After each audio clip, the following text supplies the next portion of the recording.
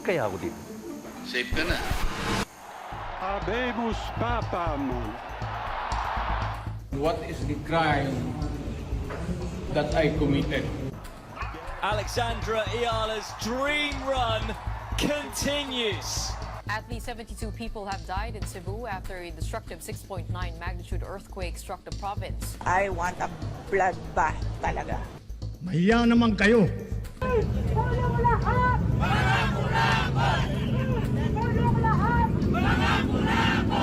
Senador, meron ba? Your Honor, wala po. Sigurado ka? Safe ka na.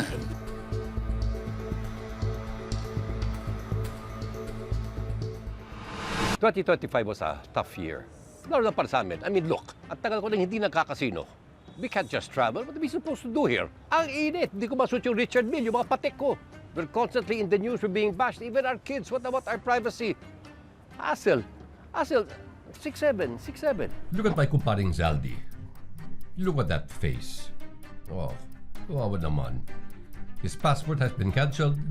He lost weight, lost his hair, and probably lost all his will to live. Sana po ay hindi nila ako mapatay bago ko mailabas ang lahat. Sunod-sunuran lamang daw siya sa mga utos sa kanya. Tinawagan ko po si dating Speaker Martin Romualdez at nireport ko ang instructions ng Presidente to insert the 100 billion projects. At sinabi niya sa akin, what the President wants, he gets. Sa mga nirelease niyang videos, pinakita niyang listahan ng mga kickback at mga maletang milyones daw ang laman. Ni Sigong Duling daw, hindi siya naambunan. Uulitin ko po, yung pong pera, wala pong napunta sa akin. Dumaan lang po ang pera sa akin para i-deliver. Paring Zaldi, nasaan ka man ngayon? I feel you. You are seen, not literally. We don't know where you are, but you know what I mean. Paano ba kasi umabot sa ganito? Konting throwback at konteksto muna tayo. Kumbaga sa punchline, perfect timing ang tatlong sunod-sunod na bagyo na tumama sa bansa ilang linggo bago ang ika-4 na sona ni Pangulong Bongbong Marcos. Trising, Dante at Emong, kahit yung mga dating safe naman sa baha, lumubog din. Kaya medyo napuno na rin itong si PBBM. Kitang-kita ko na maraming proyekto para sa flood control ay palpak at gumuho. At yung iba, guni-guni lang. Nasa na raw ang flood control projects.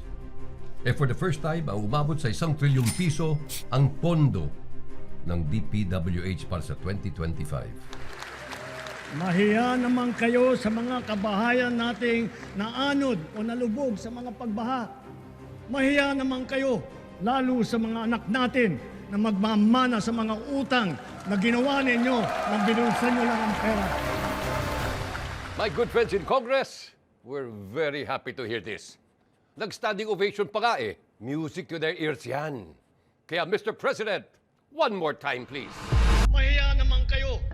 Around 2 weeks after SONA, nagpa-press call si PBBM. Pinakita niya ang honor roll pagdating sa mga contractors ng DPWH. Ito raw ang top 15 sa kasakiman sa kontrata.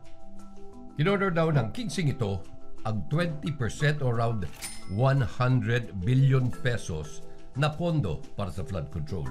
5 of these 15 contracts are projects in almost all regions nationwide. Seryoso raw si PBBM sa paghunting sa mga ito kaya siya na mismo ang nag-inspeksyon sa mga proyekto. Walang ginawa kahit isang araw hindi nagtrabaho, wala. Buenamano, ang proyektong Riverwall sa Bulacan. No, I'm not disappointed, I'm angry. Dahil sa listahan ng Pangulo at tindi ng galit ng mga tao, nagsimula na ang pinakabagong drama sa TV, radyo at internet. It is our duty to get to the bottom of this. Mabilis na paamin ang noon ay Public Works Secretary na si Manny Bonoan na may mga ghost projects nga. In all confidence, Your Honor, I think so. Kasi bilis ng pag-amin niya at pagbibitiw niya bilang kalihim. Don't worry, Sec Manny, marami kang makakaramay sa hanay na yan. Pinalitan siya ng boy wonder ngayon ni PBBM na si Vince Dizon. From transportation to public works, napamura na tuloy siya. Hindi ka na naawa dun sa mga estudyante dyan, ay mga tao dito. Hindi mo ba sigay iniisip? Bakit ka nagbayad ng hindi kompleto? Easy lang, Sek. Kailangan pa natin bumawi sa before and after look mo. Back to Blue Ribbon. Isa sa most awaited na karakter sa mga pagdinig ang BFF ni Mayor Vico na mag-asawang Curly at Sara Diskaya. So kaya mo to kinuha dahil Kasi ito, may payong oh. Natutuwa ako sa payong. Aminado ang power couple na siyam ang construction companies nila at minsan sabay-sabay nagbibid para sa parehong proyekto. Wala rin kagatol-gatol niyang inamin ang bumabagabag sa ating lahat. Pinili mo yung isang Rolls Royce dahil nagandahan ka sa payong? Tama ba? Sir, yes po. Kabilang ang Rolls Royce na yan sa 28 luxury vehicles na kalaunan ay kinumpis ka ng Bureau of Customs. 7 of them were auctioned. Curly remains in Senate custody while his wife surrendered to the NBI. Nga po yan ngayong gabi ng flood control contractor na si Sal Diskaya matapos siyang opisyal na arestuin. Binasahan na rin siya ng Miranda rights at Warrant of arrest po na inisyu ng malversation of public funds or property under Article 217 of the Revised Penal Code.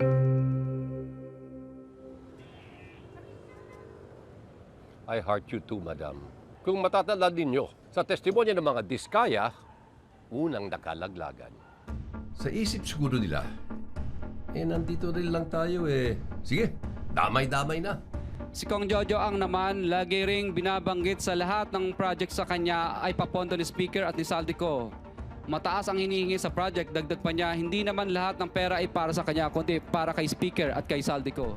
At dyan na nga, unang narinig ang pangalan ng aking kumparing Zaldi at ang medyo kaklose ko rin na si Speaker Martin Romualdez, pinsang buo ng Pangulo. Pero as expected, lahat nag-deny.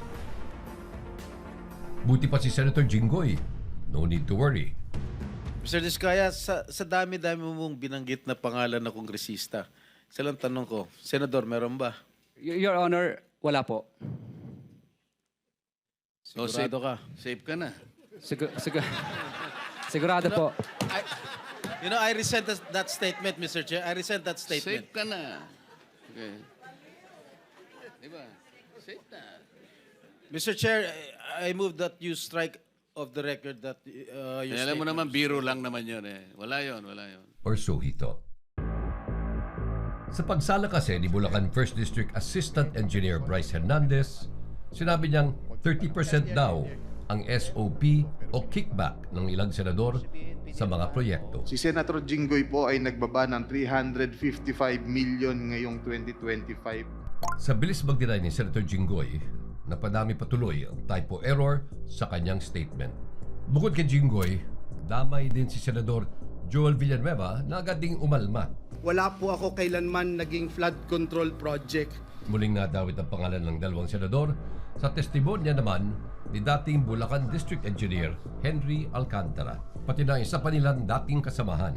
Ayon kay Yusek Bernardo, ang GAA sources ng 2024 na magkakalaga ng 300 milyon na para kay Senator Bong Revilla na noon ay kumandidato bilang senador para sa 2025. Sinabihan ako ni Yusek Bernardo, Henry, kay Sen Bong yan, baka gusto mo tumulong sa kanya.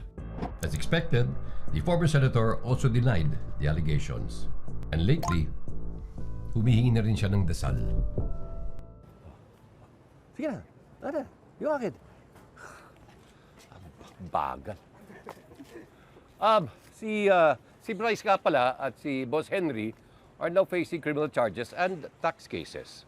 Nagsoli na rin si Bryce ng mga luxury vehicles at si Boss Henry naman over 100 million pesos ang binalik. How touching. Remember, naiyak pa nga si Boss Henry dahil nagsisisi na raw siya.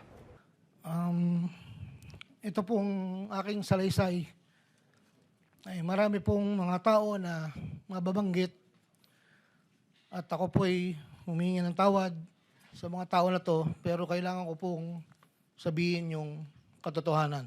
I wonder, naiyak din kaya siya nung natalo ang halos 1 bilyon sa casino ang BGC Boys o Bulacan Group of Contractors. Malulula tayo sa laki ng halagang naging talo sa kasino ng 5 ito. 950 million in gross losses, Mr. President. Isa pa sa mga pangalan na madalas nating marinig ay si dating DPWH Undersecretary Roberto Bernardo. Nagigilty daw siya kaya lumantad na siya. Una niyang sinabit ang dati niyang boss na si Secretary Bonoan, pati na si resigned USEC Maria Catalina Cabral, hanggang maapunta na kay Senador Mark Villar na dating kalihim ng DPWH. And the list goes on. Chisa Escudero, Nancy Binay, Bong Revilla, Jinggoy Estrada at Grace Poe. All of them of course denied any wrongdoing. Si Bernardo naman mas marami pa raw ibubunyag basta pumasa siyang state witness na siya ring request ng halos lahat ng humarap sa investigasyon. At dyan may konting problema si Senador Erwin Tulfo. Sometimes you have to bend the law to be able to please the people. Mas mataas po ang taong bayan sa batas. Am I right, Secretary Remulla? Yes, sir. Nagsimula ang lahat sa diskusyon ni Senador Marcoleta at noon ay Justice Secretary Boying Remulla. Sabi ni Marcoleta, wala sa batas na kailangan mag-sorry ng pera para lang mapasama sa Witness Protection Program. Tama naman, sabi ni Remulla, na ngayon ay ombudsman na. Pero di naman daw itong usaping legal, kundi usaping moral. You may be disbarred from doing this. I am articulating the provision of law. Hindi lang po batas na nagdidictate dito. It's also what is morally right. Hindi rin pinalampas ni Senator Robin Hood Padilla ang pagiging law bender ni Tulfo. Bilang mga mambabatas, tayo po ang dapat na unang tagapagtanggol ng batas, hindi ang unang lilihis. Paglilinaw ni Tulfo, malinis ang kanyang intensyon at naunahan lang siya ng galit. At habang gumugulong ang Blue Ribbon hearing, sumabay pa ang kamera. Can you show this para lang sabihin di ako Mr. Chair, with nag-invento? due courtesy. Wait, I have the floor. Yeah, I have the floor. On the record, Mr. Chair. I have the floor. We did not refuse to invite. I have the floor. Motion to suspend. Paulit-ulit din na topic kung bakit nga ba hindi pwedeng isamon ang kasamahan nilang si Zaldico. Kahit sino masagasaan, wala tayong sasantuhin, kahit congressman, kahit senador. Eh kung ang congressman hindi pa pwedeng maging resource person at hindi natin pwedeng pa-testify under oath, eh di ibig sabihin sa usapang to, exempted ang congressman. So paano tayo mag-iimbestiga? Sa Kamara rin unang nag-ugat ang kalbaryo ni Quezon. Kayo po ba ay nagbigay ng donasyon sa sino man na kumandidato, whether local or national, sa huli mga eleksyon? 2022, Your Honor? Yes. Yes po, Your Honor. Kanino po yon? Kay Senator Cheese po. The COMELEC later on cleared Escudero's name. Pero bago yan, let justice and the rule of law be done and followed, though the heavens may fall.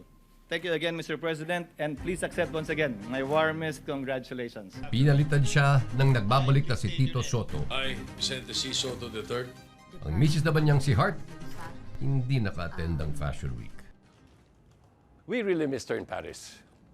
Anyway, dahil sa change of leadership sa Senado, natanggal din si Senator Marcoleta bilang chairman ng Blue Ribbon Committee. Mukhang hindi rin siya safe sa mga bangayan dyan sa Senado. Marcoleta, out! Lacson, in. This hearing is a continuation of the motto. Pero that doesn't mean mawawala sa eksena si Ginoong Marcoleta. He delivered perhaps one of the biggest bombshells via a man named Orly Gutesa. Nagpakilalang nating Marine at Security ni Zaldico si Gutesa. Utang natin sa kanya ang bagong bokabularyo. Tuwing may duty detail ako sa basura, pumupunta kami sa 28 Ladybug Corner, Dragonfly, Valle Verde 6, Pasig City. Tagabuhat lang ako ng malita ng basura. Ang ibig sabihin ng basura ay malita na may lamang pera. Personal daw siyang nag-deliver ng mali-maletang basura kina Zaldico at Speaker Romualdez. But here's the problem. We have not seen Gutesa since. Hindi rin daw totoo ang notaryo sa kanyang statement. Nasaan si Orly Gutesa? Sabi ng Marines, oops, don't look at us. Si Marcoleta naman hindi rin daw alam kung nasaan ang kanyang surprise witness. Habang tuloy-tuloy ang Senado, nagsimula na rin ang pagdinig ng ICI o Independent Commission for Infrastructure na binuo ng Malacanang. It is a three-man panel chaired by Justice Andy Reyes. Inappoint na special advisor si Baguio Mayor Benji Magalong. Pero after 2 weeks, goodbye agad. Yan po ang aaralin ng legal team. Sinabihan ako na wala kang karapatang mag-imbestiga kasi special advisor ka lang. Bago matapos ang taon, a frustrated former DPWH Secretary Rogelio Singson also resigned as commissioner. I had to ask friends from the private sector to lend us printers. This is the first time I am having all of this maintenance medication in my life. Isang araw matapos magbitiw si Singson, na-release din ng 41 milyon na pondo para sa ICI.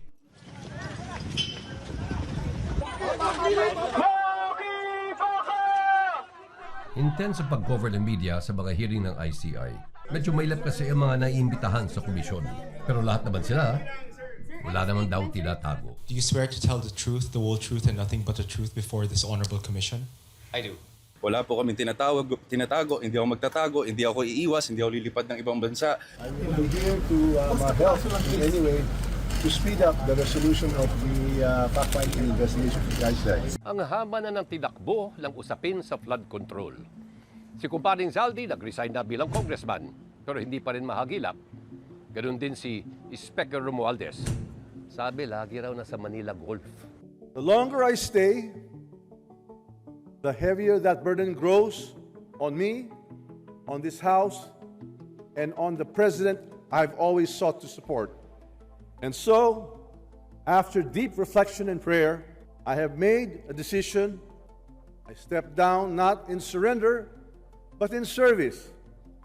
For sometimes, the greatest act of leadership is the grace to let it go, so that this institution may endure stronger than ever before. Join the club sina Budget Secretary Mina Pangandaman at Executive Secretary Lucas Bersamin. Dami na nag-resign. Pero ang tanong, may nakulong na ba? Wala! May nakulong na ba? Wala! Ang sagot, At ang susunod na hakbang, ay wala nang paligoy-ligoy pa, ang ating mga otoridad ay siyempre papatupad na nila itong mga arrest warrant na ito. Aarestuhin na sila, ihaharap sa korte at pananagutin sa batas. Arrest warrants have been issued to at least 18 individuals, including Zaldico. Nasa siyam na ang naaresto, di nga lang natin masyadong kilala. May mga pinakakasuhan sa ombudsman, may iba pang pinaiimbestigahan, may mga sinuspinde, kinasuhan ng BIR at kung ano-ano pa. Ako ang nagsimula nitong lahat. Ako ang magtatapos. Pero ang mga tao, galit na galit pa rin. Subukan nyo namang tumayo.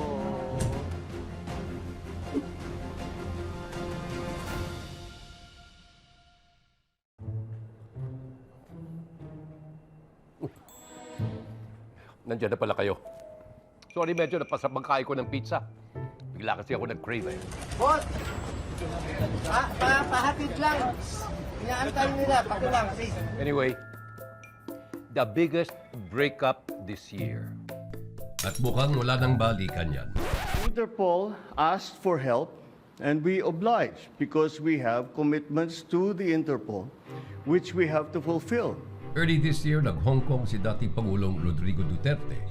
Hindi para mag-Disneyland, kundi para sabihin sa mga Pinoy doon na hindi siya natatakot. Kung ganito man talaga ang swerte ko sa buhay, okay lang, tatanggapin ko yan. Ang sinasabi tadhana ni Digong, ang bulong-bulungan noon na aarestuhin na siya ng International Criminal Court o ICC dahil sa madugong drug war ng kanyang administrasyon. Matagal na akong hinahabol ng mga ginawa ko man ang lahat sa panahon ko para may konting katahimikan at mapayapa ang buhay ng Pilipino.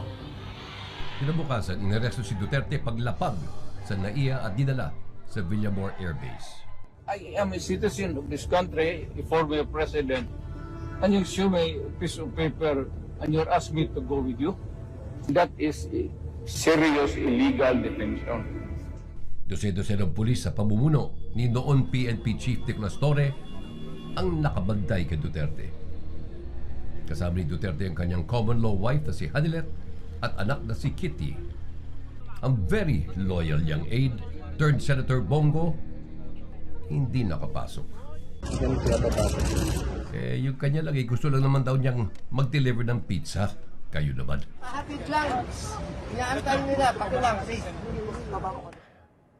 Still there? Ang sarap talaga ng pizza. Mainit-init pa. Kasi init naman ang tagpo dyan si Villamor nung mga panahon na yan.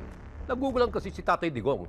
Bakit daw siya ina-arrest? So, what is the law and what is the crime that I committed? Sagutin mo yan, General Torre. To Article 718 of the same statute for murder. Kasama ni Duterte si dating Executive Secretary Salvador Medialdea at Attorney Martin Delgra na parehong nakabangga ni Torre. This is a police operation.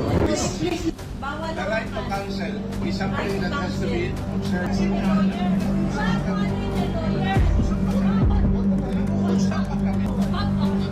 At habang papalapit na ang pagsakay ni Duterte sa aeroplano, painitin ng painit ang mga tagpo. Sabihin nyo kung saan siya dalahin. Habang ang nanay naman ni Kitty na si Hanilet, Ito yung gawin niya! eventually, before midnight, Duterte boarded a Gulfstream jet that took him to the ICC detention facility at The Hague, Netherlands, as his daughter, Vice President Sara Duterte, looks on. Nakikita naman natin kung ano yung ginagawa nila, na panggigipit nila. Saan ka ba nakahanap ng bayan na yung kanyang citizen mismo ibibigay niya sa dayo? Digong was accompanied by Medialdea and the nurse. No family member. Si Kitty, sa Instagram naglabas ng sama na loob sa kanya ay pagkidnap sa kanyang ama. She also shared a photo of Duterte's health condition. Diretso sa ICC facility si Duterte para sa kasong Crimes Against Humanity. Ang mga Pinoy sa Europe, mabilis na nagtipon sa labas ng ICC para ipakita ang suporta sa dating leader. Sa card man lang, maipadaan namin ang aming malaking support, buong pusong suporta at buong pusong pagmamahal sa kanya. Agad ding lumipad papuntang The Hague si VP Sara kasama si Senador Robin Padilla. Naroon din ang noon ay hindi mahagilap na si Harry Roque. My name is Herminio Harry L. Roque Jr.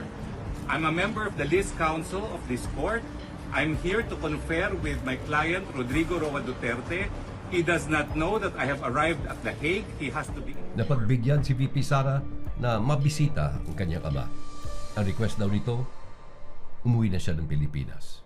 He repeatedly said, do not leave the country. Do not leave the Philippines. I told him that when we are able to meet with the legal team, that I will immediately return home. Inabot din siya ng halos isang buwan bago nakauwi.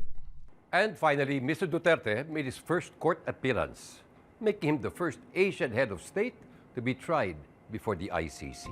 Ang Rodrigo Roa Duterte. Sa pre-trial hearing, binasa ang mga karapatan ng dating Pangulo at mga kaso laban sa kanya. Murder of at least 19 persons, allegedly drug pushers or thieves, killed by members of the Davao Death Squad. B. Murder of at least 24 persons, allegedly criminals, such as drug pushers or thieves or drug users. Buong pamilyang Duterte ang makailang beses na bubisita sa kanya sa The Hague. May mini-reunion pa nga ang magkakapatid doon. Masaya siya na nakakausap niya kami at medyo maingay kanina kasi apat sabay-sabay na nagsasalita.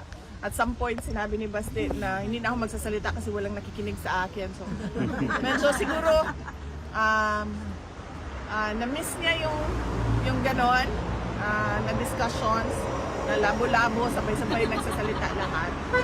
At masaya siya na nakabisita kami.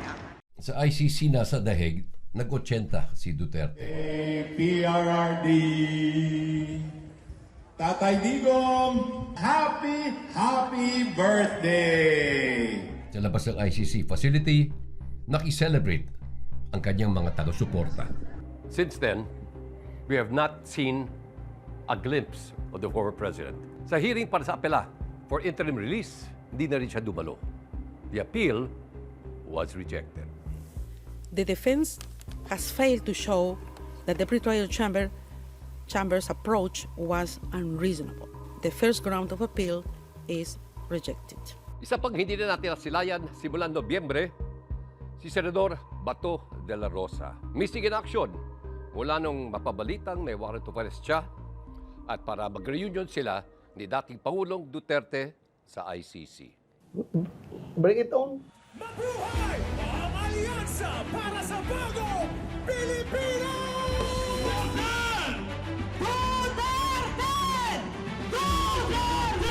So it begins. Team BBM versus Team Sara sa eleksyon. Hindi po ako nahihiya na iharap sa inyo kung hindi nais ko pong ipagmalaki sa inyo ang ating mga kandidato. Boto tayo ng diretso and let us all save the Philippines. Malakas ang mga pambato ni Pangulong Marcos sa pagkasenador.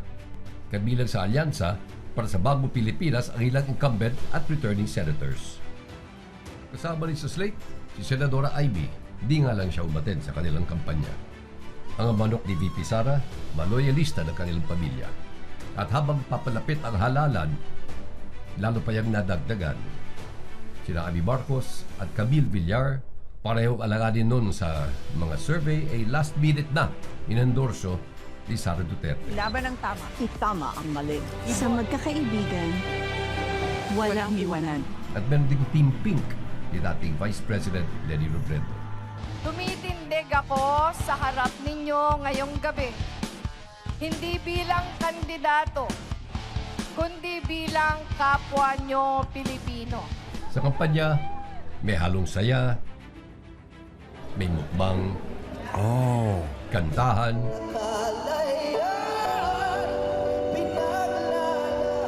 aksyon, Walang atrasan. Laban kung laban. at drama. Sambayan ng Pilipino! Bring him home! Bring him home! At sa Davao, naging klaro kung tungkol saan ba ang eleksyong ito. Ang imong amahan, gipalubong sa akong amahan, pero akong amahan, gipapreso nimo. Malaking bagay ang pagkakulong ni Tatay Digong sa naging resulta ng eleksyon.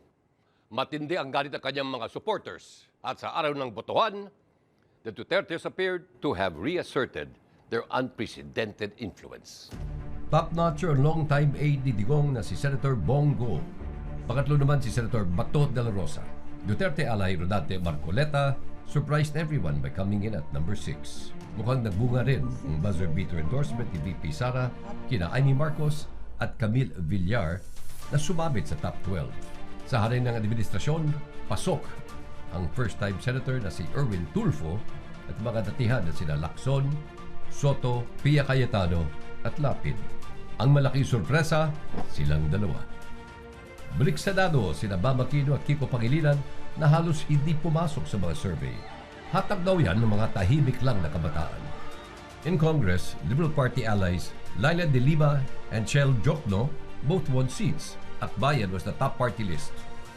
Kahit nakukulong, walang kahirap-hirap na nahalal sa pagka-mayor ng Davao, si Digong. Ang anak na si Baste, Vice Mayor. Si Pulong, balik Kongreso. Bakit nga ba importante ang resulta ng nagdaang eleksyon? Dahil sa kanya, kampanya pa lang, nagbibilangan na. Makuha kaya ni VP Sara ang kailangang boto para ibasura ang impeachment complaint laban sa kanya. Buwan ng Pebrero, kainitan ng kampanya, in-impeach ng House of Representatives si VP Sara Duterte. Sa kauna-unahang pagkakataon sa kasaysayan ng bansa, ini-impeach ng Kamara ang isang vice-presidente. Dahil nga dito, nasa Senado na ang bola sa pagpapatalsik kay VP Sara. Na-transmit ang kaso sa Senado 2 oras lamang bago ito mag-adjourn para bigyang daan ang kampanya. sa pagbabalik sesyon ng Senado, matapos ang eleksyon, isang salita ang nangibabaw. Forthwith kuno yung impeachment na yan. forthwith be presented to the Wala body. tayong choice, forthwith. But I disagree na sa Tagalog, agad-agad ang forthwith. Katumbas ng forthwith sa Pilipino ay hindi agad. Agad nga yung nasa official version. Marami ang bumatikos kay dating Senate President Cheese Escudero dahil sa salitang yan. Sagot ni Cheese. Forthwith means within a reasonable time, which may be longer or shorter period according to the circumstances of a particular case. Pagkatapos nito, nanumpa rin bilang presiding officer ng impeachment court si Escudero. I will do impartial justice According to the Constitution according to the Constitution and laws of the Philippines. and laws of the Philippines. So help me God. So help me God. At matapos ang mahabang diskusyon, sumunod na rin nanumpa bilang senator judges ang mga senador at nag-convene bilang impeachment court. Ang reaksyon ni VP Sara, Truly want a trial because I want a bloodbath talaga. pero wala namang dumanak na dugo. Mapila ang kampo ni VP Sara na ibasura ang impeachment case dahil sa 1-year bar rule. May nauna na kasing 3 kaso na sinapa laban sa kanya. The 3 impeachment complaints were... Umayon dito ang Supreme Court, who unanimously voted to dismiss the impeachment case against the Vice President. Itabi na muna daw yan, at least until February 2026. Earlier than February 6, 2026, the Supreme... Around 2 weeks matapos niyan, bumoto ang Senado para i-archive ang impeachment laban sa Vice Presidente. Not dead, but archived. Pwede pang buhayin ng impeachment case laban kay Vice President Sara Duterte. Yan ang pananaw ng ilang mambabatas matapos magdesisyon ng Senado na i-archive ito. 19 ang pabor, 4 ang hindi, 1 ang nag-abstain. Let history show that I chose principle over pressure, law over lawlessness, and country over partisanship. After reading the decision, it is clear as day. Ang boto kong ito ay hindi para iabsuelto si VP Sara Duterte. Sa totoo lang po, gusto ko siyang humarap sa paglilitis upang maipaliwanag ang mga issue upang sumagot sa mga tanong ng taong bayan. Our people must have the power to make the highest rulers accountable. Ang hindi nadaan sa impeachment, dinaan naman sa ombudsman. Kinasuhan ng plunder si VP Sara at 15 iba pa dahil sa issue ng confidential funds. Sa isang statement, tinawag naman itong another fishing expedition at pag-divert ng atensyon ng publiko palayo sa katiwalian sa gobyerno. Game na ba kayo?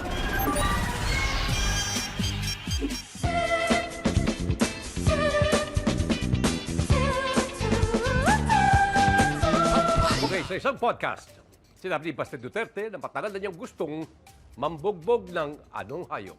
A. Panda. B. Kalabaw. C. Pagong. D. Unggoy. Ang tamang sagot ay... Huwag kang mag-alala, Torre, kasi matagal ko na talaga gusto makabugbog ng unggoy. Sabi ni Pastor kay General Torre, you are nothing without your position. Bilang sagot, kumasa ang noon ay hepe ng PNP sa hamon na ano? A. Jack and Poy. B. Sabong ng gagamba. C. Suntukan. D. Pitikan ng tenga. General Torre, take it away. Tamang-tama dahil marami ang nasalanta ngayon ng bagyo at baha. Maybe we can use this moment or this opportunity to raise funds in a, charity boxing match. Walang sinayang na oras si Torre at agad training. Here's our bonus video. He even ran in the rain a la Rocky Balboa. Here's our second bonus video. Handa raw sumampa sa ring si Baste sa isang kondisyon. Ano ito? A. Sa Davao laban. B. Walang dapat kamera. C. Magandang round girls. D. None of the above. Ang sagot, Mayor Baste. I suggest all politicians, including me, I would be second to him. No, ako'y sunod. Let's do it. Tayo lahat. Pa-hair follicle test tayo. Ay, ang layo pala. Pero mas malayo ang pinuntahan niya, ilang araw bago ang laban. Lumipad si Baste papuntang Singapore. Kaya ang ending...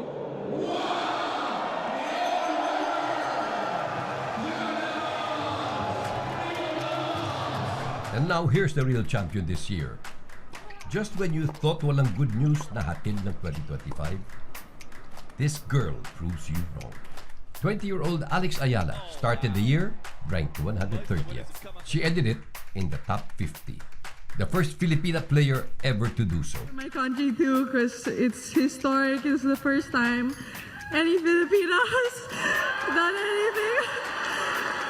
Tinalo niya si world number 2 Iga Swiatek sa quarterfinals ng Miami Open. Made her the first Filipina to beat a player in the top 5. Isa pang panalo, si Atista Manalo. She bagged third runner-up in the 74th Miss Universe in probably one of the most controversial results in the pageant's history. It's not under our control anymore. All we can do is do the best under my control, and then that's it. Whatever the result is, we have to accept it. Congratulations, ladies.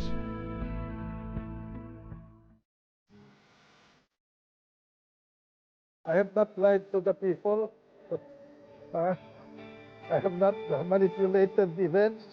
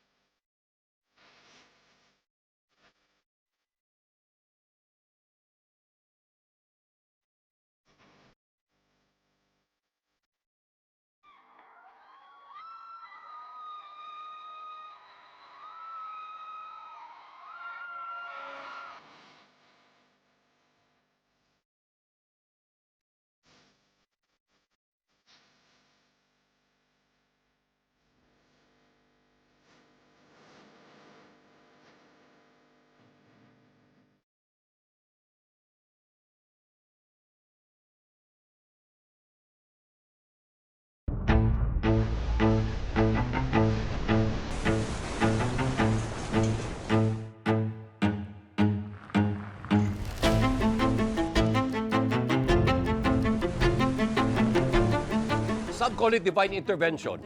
Sunod-sunod ang mga baha at bagyo sa bansa ngayong taon. Which begs the question, nasaan na ang mga flood control projects ng gobyerno? Welcome back to our news year-end report. Mula Ilocos Region at Central Luzon hanggang Western Visayas, nahagip ni Bagyong Krising na lalo pang pinalakas ng habagat. Around 30 cities and municipalities are put under a state of calamity due to severe flooding. At least a dozen were confirmed dead. May kaba pa rin pero ino-obserbahan namin yung sitwasyon. Lalo na may sunod ulit na bagyo. Hindi pa lubos na nakakalabas ng bansa si Krising, pumasok na ang Bagyong Dante, kabuntot pa ang Bagyong Emong.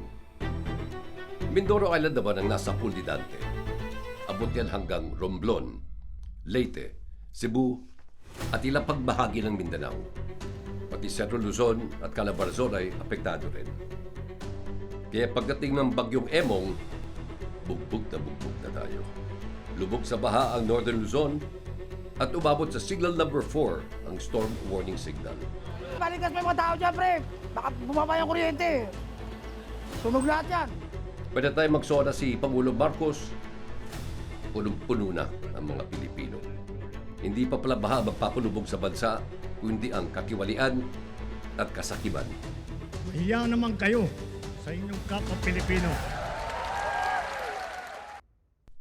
Literal na rumaragasa ang Typhoon Ragasa o Superbagyong Nando sa Cagayan, Ilocos at iba pang bahagi ng Northern Luzon. Malakas na ulan, hangin at landslides ang dala nito. What no one saw coming was the devastation brought about by Typhoon Tino in Cebu. More than 200 people dead, around 100 still missing. More than 1 million families affected, making it the deadliest flooding incident in the province in the past 2 decades. Makapunta kong emergency. Pwede pa ka pa mi diri dapita Villa Azalea Kutkot Liluan, please. Please guys. Matabang hindi. Masakit talaga, sir.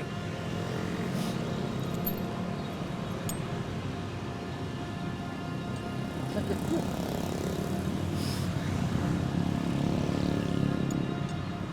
Akala ko katapusan ko na. Katapusan na namin. Nakakadurog ng puso ang pinsala ni Tino. Halos bubong na lang ang nakita sa mga komunidad sa lawak at tindi ng baha. Wasak ang mga bahay, tumba ang mga puno, inado ng mga kotse na nagpatong-patong na lang sa kalsada. Bata, matanda, may kapansanan, walang sinisino ang bagsik ng bagyo. Pati na rin ang bagsik ng internet. Tama ba, Slater Young? Nagpalala raw sa pagbaha ang hillside development ni Slater Young na Monterrasas de Cebu sa Guadalupe. Sa investigasyon ng DENR, lumabas na maraming environmental violations ang Monterrasas kaya pinatigil na muna ang pagpapatayo nito. Si Slater at asawang si Chris Uy naispatan sa airport na palabas ng bansa. Malaking dagok ang bagyong Tino sa Cebu na noon ay bumabangon pa mula sa 6.9 magnitude na lindol. Niyanig ang hilaga bahagi ng Cebu gaya ng Bogo City at San Remigio. Bukod sa mga bahay at kalsada, napinsala rin ang ilang heritage sites doon. Humigit kumulang 70 ang nasawi. Isang linggo matapos niyan, Davao naman ang nilindol. Kambal na lindol ang yumanig sa Davao Oriental, isang 7.4 magnitude na lindol na sinundan ng isang 6.8 magnitude earthquake. Around 1,000 aftershocks were recorded with some over magnitude 5. At least 9 were confirmed dead. Isang linggo pagkatapos ni Tino, si Uwan naman. Isa ring super typhoon si Uwan na humagupit sa Luzon hanggang Bicol at Visayas. Sa taas at tindi ng hampas ng alon, wasak ang mga kalsada sa gilid ng dagat sa Baler. Ganun din sa Catanduanes. Abot ng mga bahay, tulay at kalsada na malalakas at matataas na alon. Matinding pagbaha na buwal na puno at poste ng kuryente. Brownout, wasak na tulay at kalsada ang iniwang pinsala ng bagyo.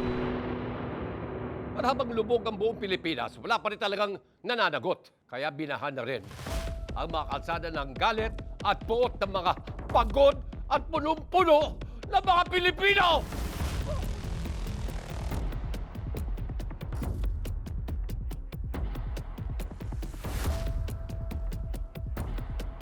Nakamaskara ang mga nanguna sa riot sa Maynila. Sinira ang mga barikada. Naghagis ng mga bato, bote, molotov bombs. Nanakit ng mga pulis.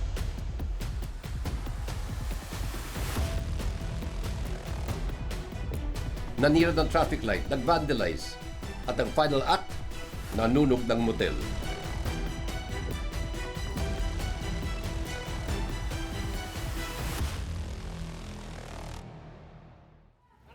Sa kabilang banda sa EDSA, mas payapa. Ang daming pag-artista. We are the generation that will not let corruption win! Dahil mahirap man o mayaman, lahat ninanakawan. Lahat Ito ang wika ng lahat ng mga Pilipinong ninakawan! Hinahamon ka namin, Pangulong Bongbong Marcos, kung gusto mong magkaroon ng magandang legasiya, ang pangalan mo, ipakulong mo lahat ng magnanakaw. 3 araw na rally ang plano ng impluwensyal na Iglesia ni Cristo sa Luneta. Maayos at payapa na nairaos ang unang araw. Pero kinabukasan, naiba ang timpla. Dahil sa kanya. Kinumbinsi ko ba si Bongbong? Pakasalan mo na si Lisa. Naisip ko noon, kapag nag-asawa siya, malalagay na sa tahimik at magkakaroon ng direksyon. Ang laki ng pagkakamali ko. Mas lumala ang kanya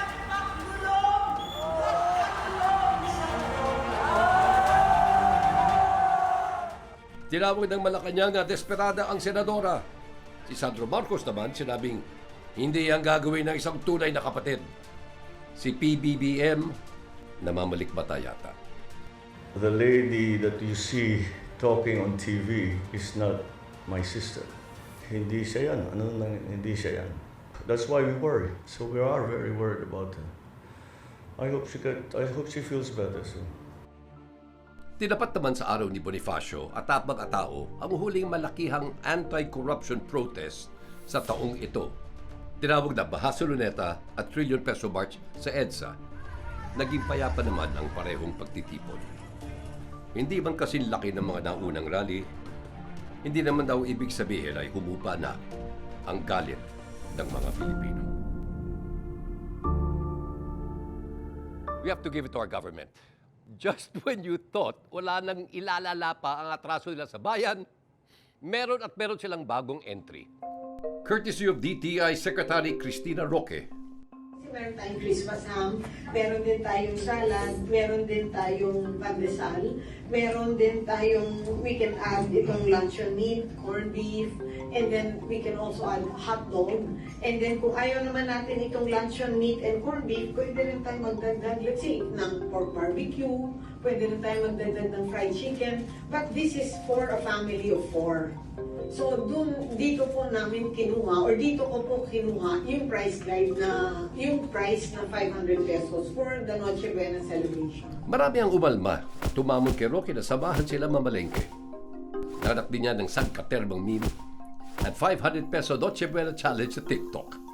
Tanong, saan nga ba abot ang 500 pesos mo? Wala kang mabibili doon. Isang kutsara. Malabo pa sa sabaw ng bangus yan. Aras kaldo lang yan. Mahirap, di yun magkasya. Ayon sa ilang ekonomista, politiko at celebrities, isang malaking insulto ang pahayag ni Roque. Ninakaw nyo na nga mga Pilipino tilipid nyo pa ang Pasko nila. 500, kapedyo lang yan Ang punto, Filipinos deserve more, we deserve better. Hindi tayo safe. Hindi safe sa baha at mga kalamidad. Hindi safe sa katiwalian, sa magahaman at kasakiman. Hindi tayo safe sa gobyernong nanliliit at nang-iinsulto. Darating kaya ang panahon na magiging safe ng Pilipino?